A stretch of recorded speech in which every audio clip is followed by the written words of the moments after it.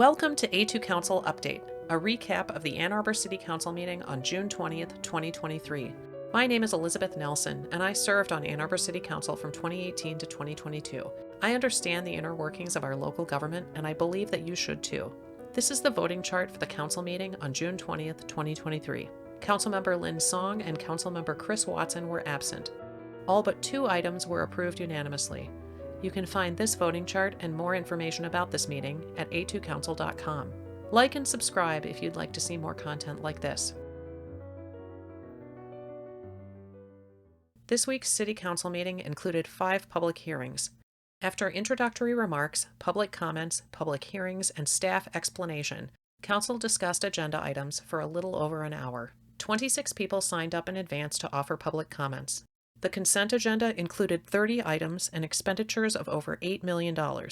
2 items were pulled for introduction and explanation from city staff. Agenda item CA5 was a resolution to discharge racial deed restrictions that exist in county records for city-owned parcels of land at Allmendinger Park. These deed restrictions are now illegal and unenforceable. City Attorney Kevin McDonald explained a process defined by state law. The statute provides a form and a property owner can complete the form, have it notarized, and record it with, in our case, the Washtenaw County Recorder of Deeds, which is what is proposed here. Agenda item CA18 was a resolution to accept and appropriate a state grant to support the water treatment plant. City staff explained. The grant amount is $491,122, to which we are proposing the design and construction of 2 filter upgrades to strengthen PFAS removal performance. Councilmember Cornell was recused from voting on CA19 due to her position as a board member of the Ecology Center, which owns Recycle Ann Arbor as a subsidiary.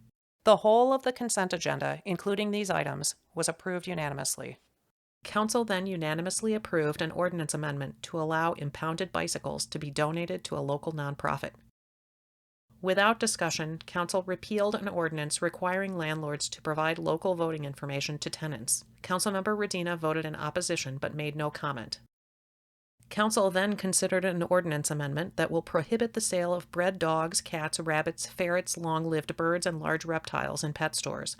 Earlier in the evening, public commenters spoke in both support and opposition to the ordinance. The main purpose of this ordinance is to prohibit irresponsible sourcing of animals from inhumane facilities and to encourage pet acquisition directly from reputable breeders or other responsible sources like shelters and rescues. There are hundreds of cities across the United States who have taken this step to try and stamp out puppy mills, and a few states, and I think it's high time that Ann Arbor does so. I am president of the United States Association of Reptile Keepers, actually calling to oppose this ordinance. I'm with the Pet Advocacy Network, and on behalf of the responsible pet care community, we are asking that you vote no on this proposed ordinance and work with the entirety of the stakeholders to create a humane ordinance that would benefit the community at large. After 2 minutes of discussion, Council unanimously approved the ordinance amendment. Council then considered a rezoning and site plan that will permit the construction of a 12-story apartment building with 228 units and a total of 733 bedrooms at 721 South Forest. City staff do not support this project. Both the Planning Department and the Department of Sustainability recommend denial. The rezoning was approved by 6 mayoral appointees on the City Planning Commission. Earlier in the evening, public commenters weighed in. I would like to recommend that the council follow the recommendation of the Planning Commission, one that came with a significant majority, to rezone this property so that the site plan could be approved. I strongly support the thoughtful analyses of Matt Kowalski and the Planning Department staff to reject this project. The proposed luxury student apartment building is totally inconsistent with the zoning of this site and the land use goals of the city's master plan. The proposal is in complete violation and makes a mockery of the zoning created by this city council in recent past. Yes, the 733 bedrooms in this building would probably be mostly occupied by wealthy students that are attending the University of Michigan. We own and operate the sorority house, Alpha Delta Pi, at 722 South Forest, which is across the street from the proposed development. Thank you for the opportunity to share our organization's disappointment with the proposed development. at 721 South Forest. Simply saying we need more housing for students isn't going to solve our housing crisis. Does this mean we can just put houses anywhere? I mean, put tall apartment buildings anywhere, right? I'm confused why staff is recommending denial. This would add significant number of units to our local housing supply. That in itself is a benefit to our city. The way that this council prioritizes developers over neighborhoods shows a dismaying lack of respect and short-sightedness. You are talking about a domino effect that when this goes up, you might as well just go ahead and just roll out the red carpet for developers as opposed to asking them to do what's right, which is to go and buy the properties that are in the locations that are already zoned for a building like this. This area needs more buildings like the nearby University Towers, which is 18 stories tall. Both the city's planning staff and the Office of Sustainability are opposed to this project. They are the city's experts. Why aren't you listening to the experts? Why do you bother to have planning staff and sustainability staff if you're not going to listen to them? I have a property in Upper Lower Town where, gosh, I would love to build a fourplex on that property, but the zoning of the city will not allow for that. Your planning staff and your Office of Sustainability both gave reports that asked you to deny the approval of the PUD. This should give you pause. You have experts on your staff who are saying this does not meet the requirements for a PUD. Their reports are well substantiated and they give ample reason of why this does not have the public benefit for a PUD. Council discussed the rezoning for about 20 minutes. The property at 721 South Forest is in Ward 3. Both council members representing Ward 3 offered enthusiastic support for the rezoning. I will be supporting rezoning tonight because this is exactly where, within a couple of blocks from campus, we need more student housing. This project is in alignment with our climate action goals. Our goal is to make housing more affordable in our city, to be a more welcoming and equitable community. This is very, very helpful in regards to the climate crisis. Other council members offered support as well. The developer will also be purchasing renewable energy certificates, offsetting 100% of the building's energy consumption for 10 years. That's significant. So those are good reasons to say yes. City staff noted that these certificates are proposed, but not actually in the petition as a requirement. And we address our housing crisis by authorizing the building of more housing. Council unanimously approved both the rezoning and site plan for 721 South Forest. Council then considered an amendment to zoning conditions for a building at 1140 Broadway, Beekman. Current zoning conditions for this development include the requirement that buildings conform to a previously approved site plan. 2 of the 3 buildings at 1140 Broadway have already been built in compliance with those zoning conditions. The amendment would lift the requirement for 1 building on site in order to enable significantly more dwelling units to be constructed within approximately the same approved building mass.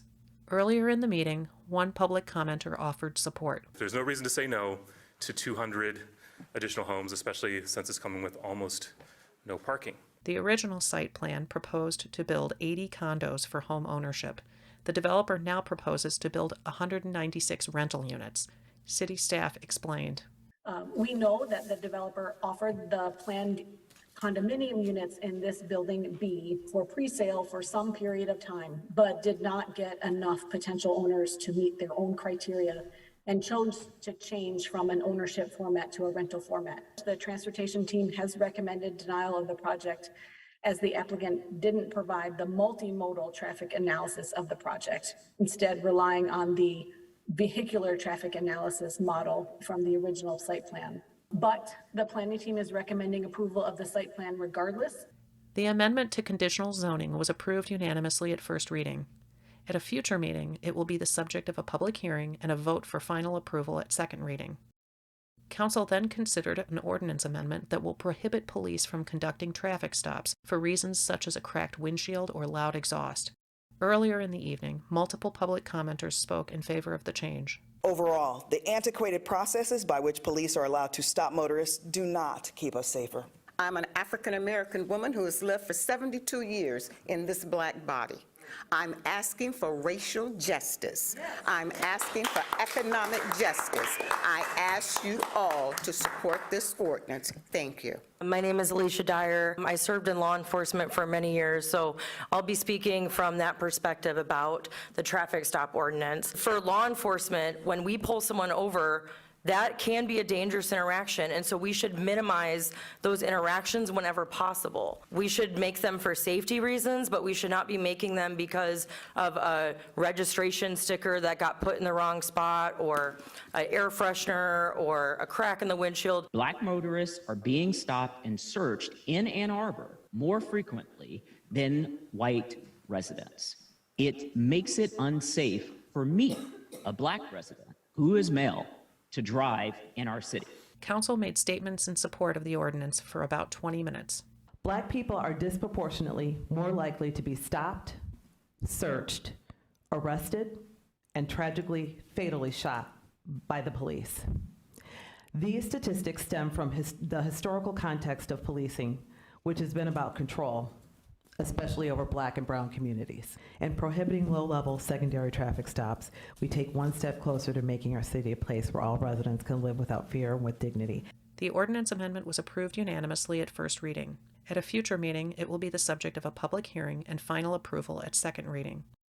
Council then considered an ordinance to specifically allow the placement of household items on curbs and public rights-of-way for donation and reuse. An amendment was proposed to limit such activity to weekends. This amendment was defeated, but the ordinance was approved unanimously at first reading. At a future meeting, it will be the subject of a public hearing and final approval at second reading. Later in the meeting, Council unanimously approved a resolution directing city staff to observe the terms of the ordinance immediately, prior to final approval. Council considered a resolution directing city staff to collaborate with the federal government on redesign of the pedestrian plaza on Liberty Street. City staff explained how this collaboration anticipates more changes through a downtown circulation study. They would evaluate the feasibility, conceptual plans, and costs for up to 6 additional bicycle infrastructure projects in the downtown. They would create technical guidance and plan improvements for transit priority streets in the downtown, working with AAA-TA. There would be a study of 5th and Division, moving those 2 streets back to two-way traffic. And there would be feasibility for up to 4 pedestrian streets, shared streets, or curbless streets in the downtown area. Council approved the resolution with 2 votes of dissent from Councilmember Radina and Councilmember Cornell.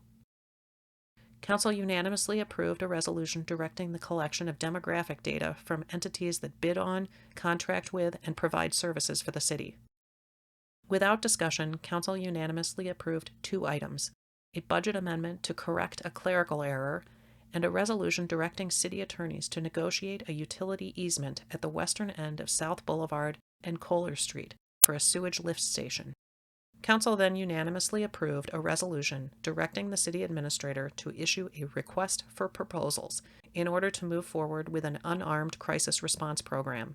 Earlier in the evening, public commenters spoke in support. The unarmed response program can be safely utilized by more people while simultaneously reducing the number of calls police are responding to. Reducing the number of police responses will alleviate the burden on Ann Arbor Police while freeing up existing police funds for other safety-promoting programs in our city. Finally, Council unanimously approved a payment of $99,000 to settle litigation from a woman severely injured in an accident caused by a pothole. The meeting ended just after midnight, and there were 4 additional public comments. Outside of legally required hearings, all public comments must now be pre-registered in advance of a council meeting. The meeting on June 20th was the first time in 7 months that any public comments have occurred at the end of and in response to a council meeting.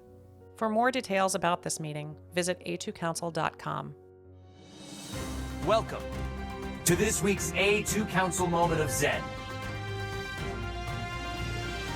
Yes, the 733 bedrooms in this building would probably be mostly occupied by wealthy students that are attending the University of Michigan. And so if you say no to this development, you're saying no to those 733 homes.